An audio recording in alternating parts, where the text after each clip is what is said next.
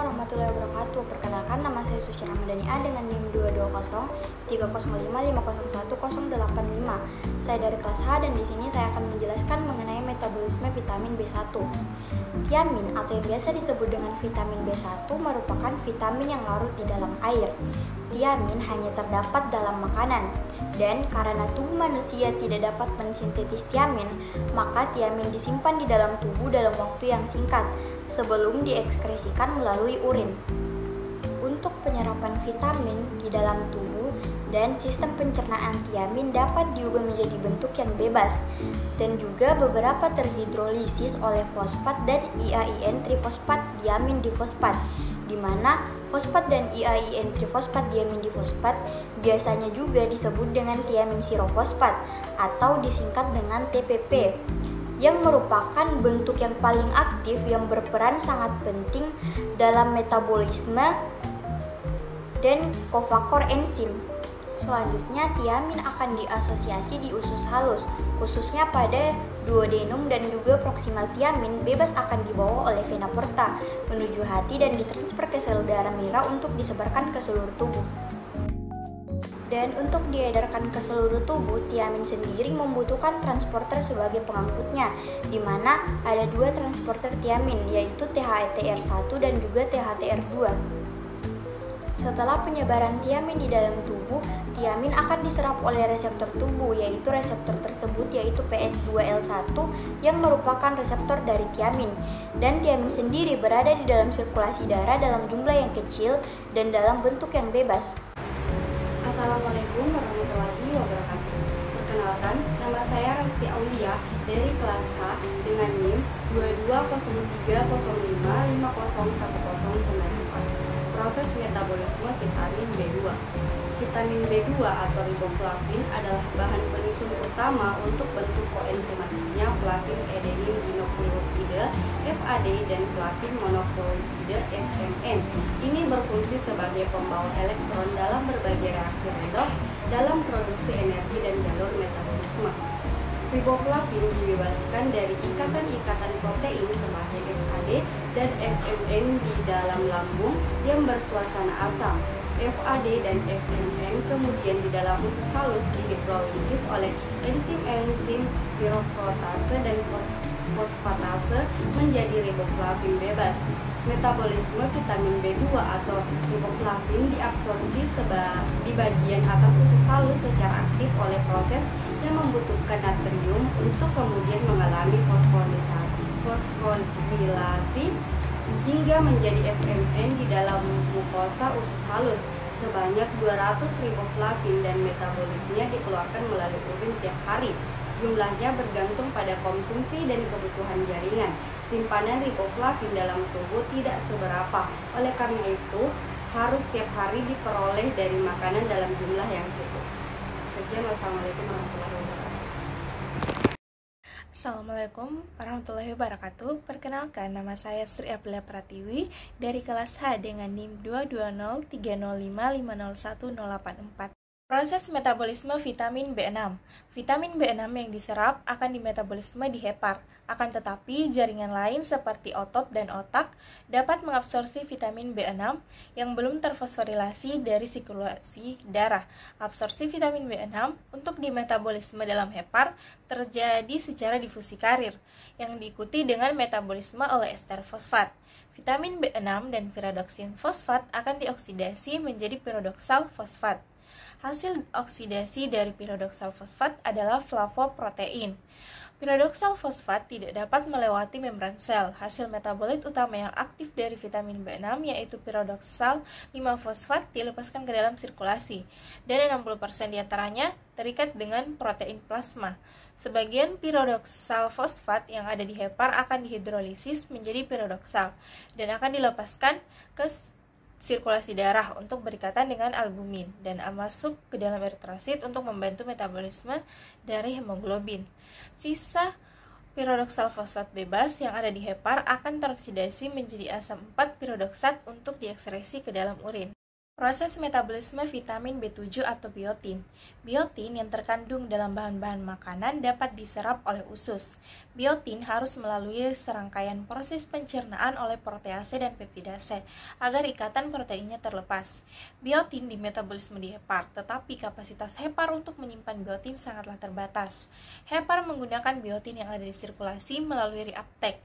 Biotin terdistribusi ke seluruh jaringan dalam bentuk bebas sebanyak 81% maupun dalam bentuk ikatan kovalen 12% dan ikatan reversibel 7%.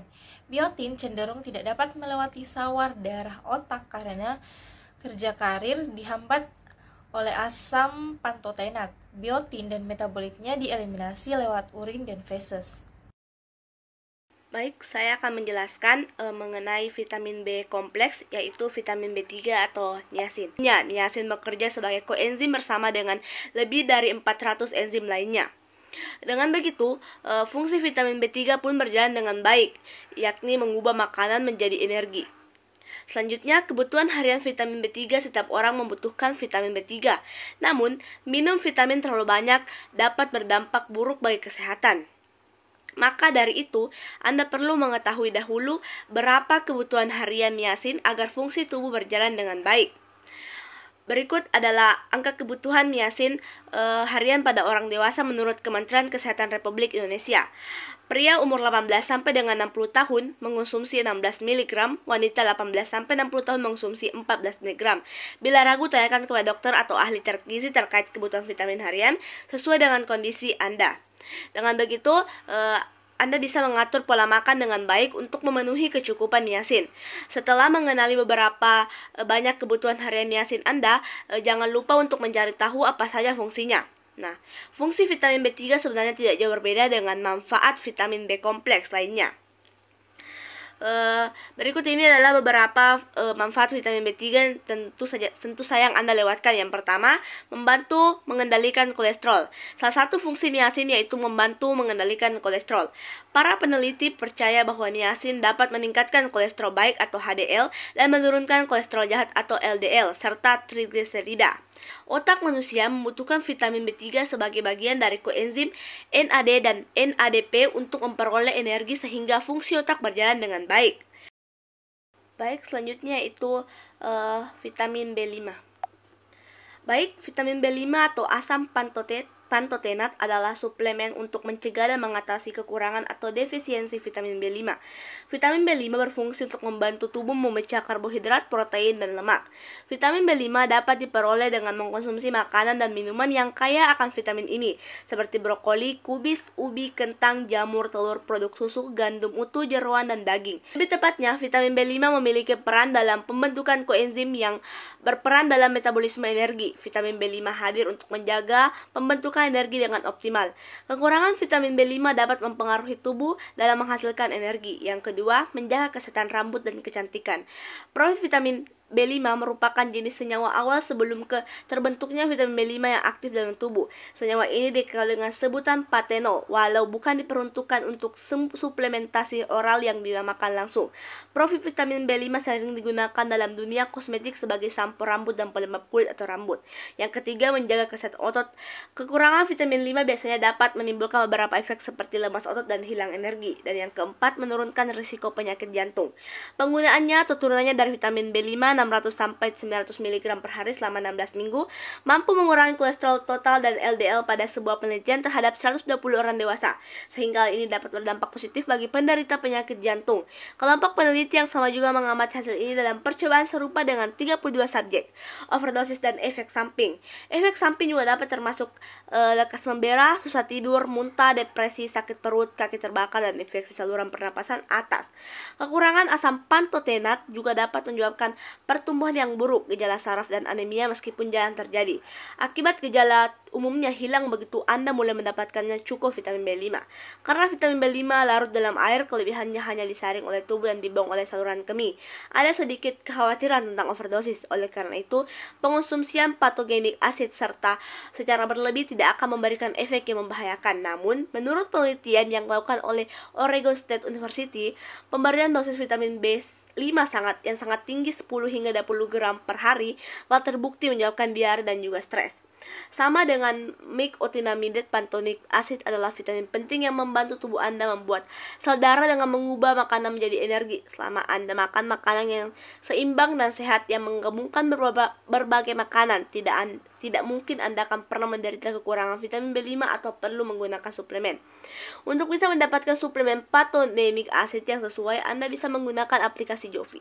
Selain lebih mudah, Anda juga tidak perlu repot-repot lagi mencari suplemen di apotek. Menghadirkan beragam jenis suplemen yang bisa dipilih, Anda tidak perlu khawatir karena jenis suplemen yang direkomendasikan sudah disesuaikan dengan kondisi penggunaannya. Kekurangan asam pantotenat, kekurangan pantotenic acid memang masih sangat jarang terjadi. Namun, kekurangan asam pantotenat dapat menimbulkan efek samping. Efek samping yang paling umum antara lain yaitu sakit kepala, kelelahan, gangguan koordinasi otot, masalah pencernaan makanan yang mengandung asam pantotenat atau pantotenic acid. Vitamin B5 adalah vitamin yang mudah untuk dimasukkan dalam makanan yang baik. Itu ditemukan di sebagian besar sayuran termasuk brokoli, kubis-kubisan, kentang, sereal, gandum utuh, jamur, kacang polong, daging, unggas, susu, telur. Baik, itu saja materi yang dapat saya sampaikan. Terima kasih. Perkenalkan, nama saya Mas Siriana dengan NIM 220350501090. Vitamin B9 merupakan vitamin yang larut dalam air yang juga disebut dengan vitamin folat, di mana banyak dijumpai di berbagai makanan.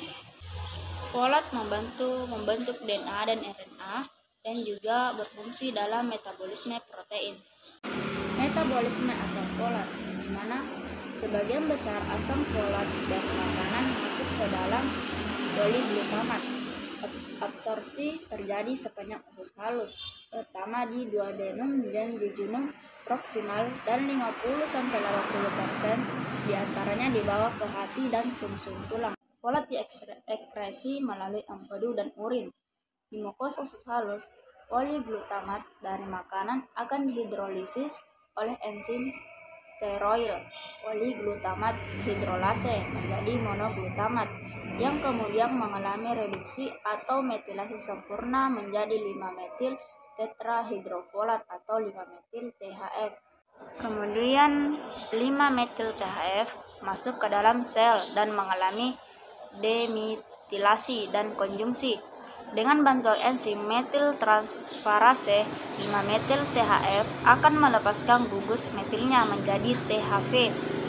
Metilkobalamin akan memberikan gugus metil tersebut kepada hormosistein untuk membentuk asam amino metion.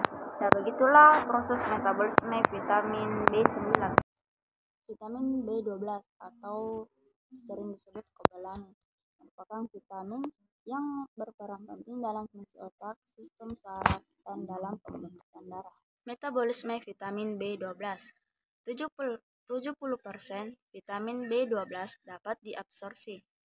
Di lambung, vitamin B12 dibebaskan dari ikatan protein oleh cairan lambung dan pepsin.